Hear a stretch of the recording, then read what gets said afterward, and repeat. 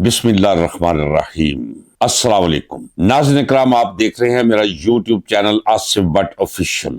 आज का व्लॉग मेरी आपसे दरख्वास्त है कि बड़े गौर से सुनिएगा और मेरे चेहरे के हद्दो हाल से मेरे दर्द और मेरे कर्ब को पहचानने की, जानने की भी कोशिश कीजिएगा। मैं आपसे इस्तदा करता हूं कि आप ज़हनी तौर पे मुझे समझ ले कि ना मेरा ताल्लुक पाकिस्तान से है और ना मैं भारतीय हूँ, ना मैं हिंदू हूँ, ना मैं मुसलमान, बल्कि इससे भी आगे बढ़कर मैं आपको उस स्टेट ऑफ माइंड में ले जाकर ये व्लॉग सुनाना चाहता हूँ। मैं भेजा गया हूँ एक रिपोर्टर की हैसियत से कि कुर्राए अर्ज पर उतरकर मैं देखूं कि पाकिस्तान और भारत के दरमियान क्या चल रहा है, ये अमेरिका और इंटरनेशनल एस्टेब्लिशमेंट ये चाह क्या रही है। आपको याद है कि इसी साल मई के महीने में पहलगाम सानेहा वाकया के रद्दे अमल में, जिसके बारे में कोई तहकीक न की भारत ने, कि जिन्होंने वो वाकया किया है उनका ताल्लुक किस नस्ल से है, किस मजहब से है, किस इलाके से है, किस एजेंसी से है। बस वो वाकया होते ही पाकिस्तान पर इल्जाम धर दिया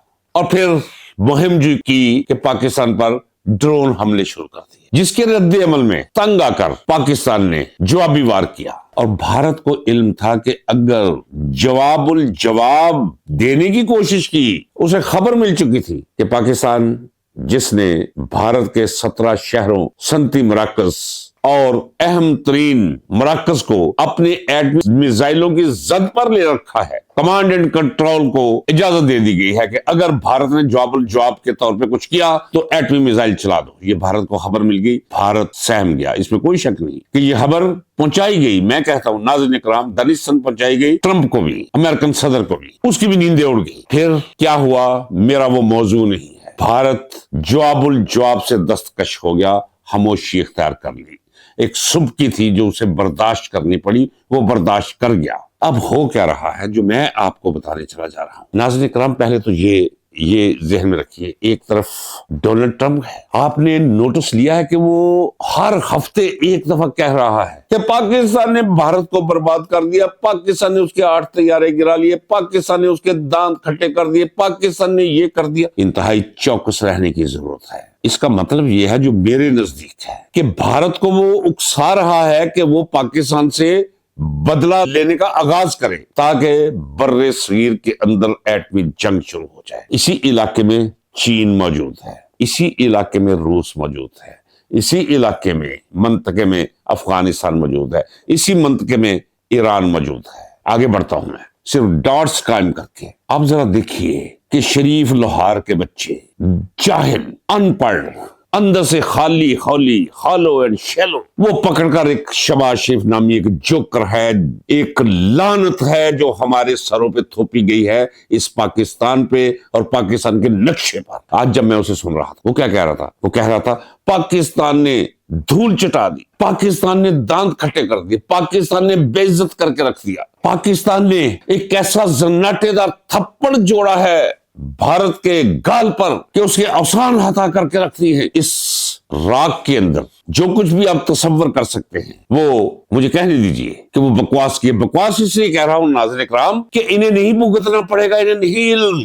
ट्रंप और इंटरनेशनल एस्टेब्लिशमेंट के अपने डिजाइन्स हैं इस इलाके में, जहां से उनके बिलमुकाबल चाइना एक बड़ी ताकत और कुव्वत बनकर उभर रहा है। और ये मुसलसल भारत को गैरत दिलवा रहे हैं कि हमला कर दो, जंग शुरू कर दो। वो उन डिजाइन्स के पेश नजर कह रहे हैं। और यहाँ जाहलीन मुतलक ये सारे लगे हुए, तार ट्रैक्टर लगा हुआ है, वो ख्वाजा आसिफ लगा हुआ है, वो जैली दानश्वर अहसन इकबाल लगा हुआ है, वो आधा मर्द आधी औरत वो मोहसिन नकवी लगा हुआ है कि लिटा देंगे, मार देंगे, मार दिया है, बाप फिर मारेंगे, घुस के मारेंगे, बर्बाद कर देंगे। किसे? भारत को। कभी किसी ने मुआवजा किया है?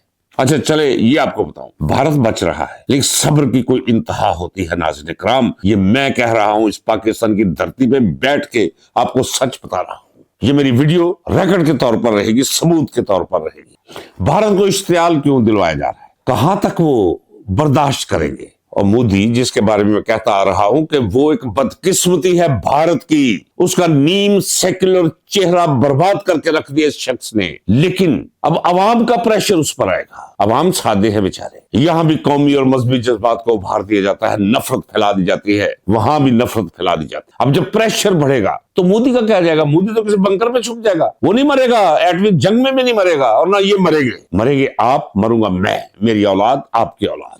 برباد ہوگا پاکستان، اور جن کا پاکستان میں ہے کچھ نہیں، پاکستان سے تعلق کوئی نہیں، جنہوں نے باہر اپنے انتظامات کر کے رکھے ہوئے ہیں، وہ تو بھاگ جائیں گے۔ کنسرن میرا کیا ہے؟ آپ کو یہ شعور دینا کہ مذمت کیجئے ان کے بیانات کی، مت جائیے جو نفرت یہ پھیلا رہے ہیں بھارت کے خلاف، ہندوؤں کے خلاف، آپ کو پاکستانی ثابت کر کے، آپ کو مسلمان کی گدی پر بٹھا کے، یہ سازش ہے آپ کے لیے اس علاقے کے اندر۔ کنڈیم کرنا چاہیے آپ کو۔ ہاں، بھارت کو چاہیے جتنی جلدی ہو سکے کشمیر کو آزاد کر دے، جو ہضم کیا ہے اسے کرنے کی کوشش کی ہے، جو اس کی حیثیت بنائی ہے اس سے دستکش ہو جائے۔ نہیں بھی ہوگا تو اسے ہونا پڑے گا، میرا ایمان۔ باقی اگر کشمیر نہ ہو تو ہمارا کیا اس کے ساتھ جھگڑا کیا ہے؟ کوئی جھگڑا نہیں ہمارا۔ یہ دونوں طرف کے اپنے معاملات، وہ اپنے عسکری بجٹ کو جائز ثابت کرنے کے لیے نفرت پھیلاتے ہیں، خوف دلواتے ہیں پاکستان سے، اور یہی کچھ پاکستان کی فوج اور خفیہ ایجنسیاں وہ کرتی ہیں۔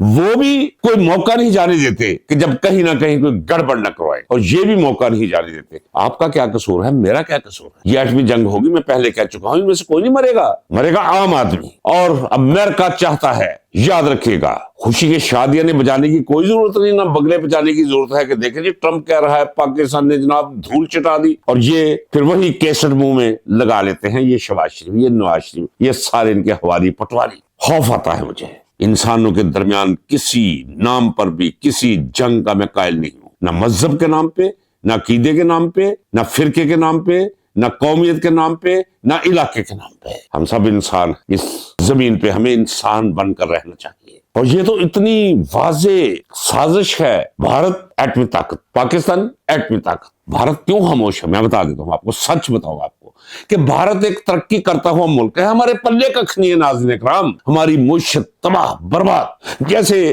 کوئی مقروض ہو کسی اینٹیں بنانے والے بھٹے کے مالک کا، اور اس مزدوری کے عوض وہ محنت شروع کر دے بھٹے پہ، ساری زندگی وہ اینٹیں بناتا رہے غلام کی طرح، بھٹا غلام کی طرح، لیکن اپنا قرض نہ اتار سکے۔ ہم وہ قوم ہیں کہ جتنے قرضوں میں انہوں نے ہمیں جکڑ دیا ہے، ہم دن رات پہ لگے رہے تو سینکڑوں سال ہم اپنے قرض ادا نہیں کر سکتے۔ ہماری معیشت تباہ، ہماری معاشرت تباہ، ہماری سیاست برباد، ہمارے ادارے ویران، برباد، تباہ۔ بھارت میں تو یہ کچھ نہیں ہے۔ غربت نظر آئے گی؟ ایک ریاست بڑی طاقتور ہے، ریاست بڑی امیر ہے، جائیے جا کر باہر اپنی اور ان کی اوقات کا ذرا موازنہ کیجیے۔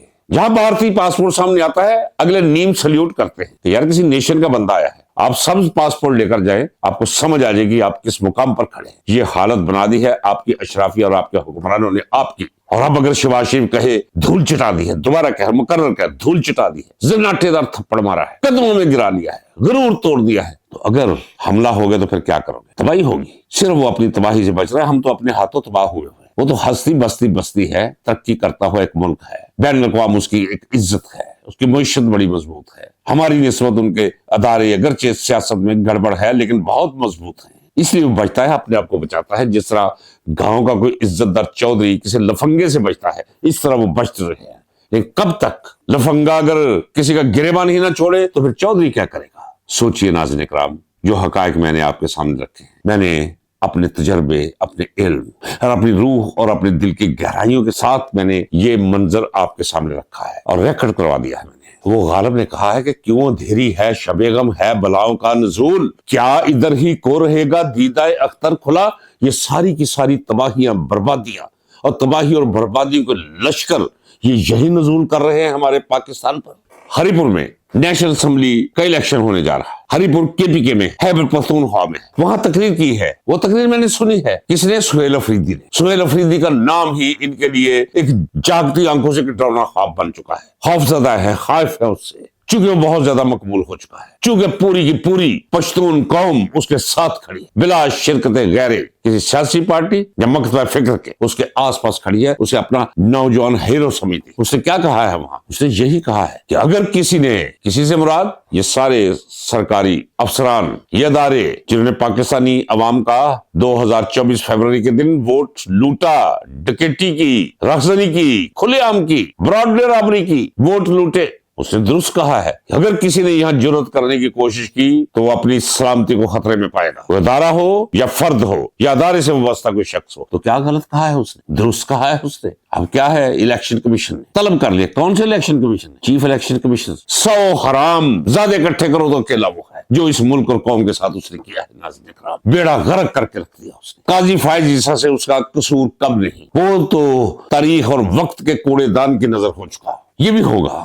لیکن الیکشن کمیشن نے طلب کر لیا ہے۔ کسے طلب کر لیا ہے؟ چیف منسٹر کے پی کے کو۔ کے پی کے میں کیا ہے؟ سارے لوگ بوائلنگ پوائنٹ پر پہنچے ہوئے ہیں۔ ٹھیک کہا ہے انہوں نے، میں تائید کرتا ہوں کہ اگر کوئی جرات کرے، بھائی اگر میری جیب سے کوئی میری پونجی اڑانے کی کوشش کرے تو میرا فرض بنتا ہے کہ میں اس کا ہاتھ روکوں، اس کی گردن توڑوں، اسے سبق سکھاؤں۔ دوسری طرف عمران خان کو اندر رکھ کے اس کی گھر کی خواتین پہ آپ نے شروع کیا ہوا ہے ایک خوف اور وحشت اور دہشت طاری کرنے کا سلسلہ، نہ وہ ہو پا رہا ہے، نہ سہیل افریدی رک پا رہا ہے، اور نہ کوئی وہاں کسی کو دھاندلی کرنے دے گا، نہ 45 نمبر کو پیروں تلے روند کے فارم 47 آپ کو استعمال کرنے دے گا۔ بالکل ٹھیک ہے، نہیں کرنے دینا چاہیے۔ اب ساتھ ہی ایک سٹیٹمنٹ جاری کی ہے، اسلام آباد سے سٹیٹمنٹ جاری ہوئی، کیا کہ جناب انتخابات میں دھاندلی روکنے کے لیے آرمڈ فورسز یعنی ملٹری اور پیرا ملٹری فورسز کو بلوا لیا گیا ہے تاکہ انتخابات منصفانہ ہو سکے۔ ناظرین کرام، جائیے گوگل پہ، کس پولنگ سٹیشن پہ جب انہیں پتا چلا رات کو 11:15 بجے کے ہمارے تو تختے الٹ گئے، لوگوں نے تو پرچی کے ساتھ انقلاب برپا کر دیا ہے۔ ابھی 25% گنتی ہوئی تھی تو دروازے توڑ کر اندر گھسنا شروع کر دیا اور پستولے نکال کر لوگوں کو ہینڈز اپ کر دیا اور ان سے ڈبے چھین لیے اور اپنی مرضی کے ریزلٹس وہ دیے۔ کے پی کے میں اس کی اجازت نہیں دی جانی چاہیے اور نہیں دی جائے گی۔ یہ ہے انہیں تکلیف، یہ ہے ان کی رسولی۔ اس ساری صورتحال کو جو میں نے ٹرمپ کے بارے میں، یہ تھرڈ کلاس جوکر شہباز شریف کی ہرزہ سرائی اور خرافات کے بارے میں جو بھارت کے خلاف کر اشتعال دلانے کے لیے، اور پھر کے پی کے کی صورتحال وہ میں اکثر آپ کے ساتھ شیئر کرتا رہتا ہوں۔ پاکستان کی صورتحال انتہائی نازک ہے ناظرین کرام۔ آپ کی خاموشی اب گناہ کی سرحدوں کو چھو رہی ہے۔ بولیے کہ یہ آپ کا ملک، آپ کا گھر ہے، کچھ باقی نہیں بچے گا اگر آپ خاموش رہے تو۔ اجازت دیجیے، جب تک مہلت میسر رہی آپ سے ہم کلامی جاری رہے گی۔ اللہ حافظ۔ پاکستان پائندہ باد۔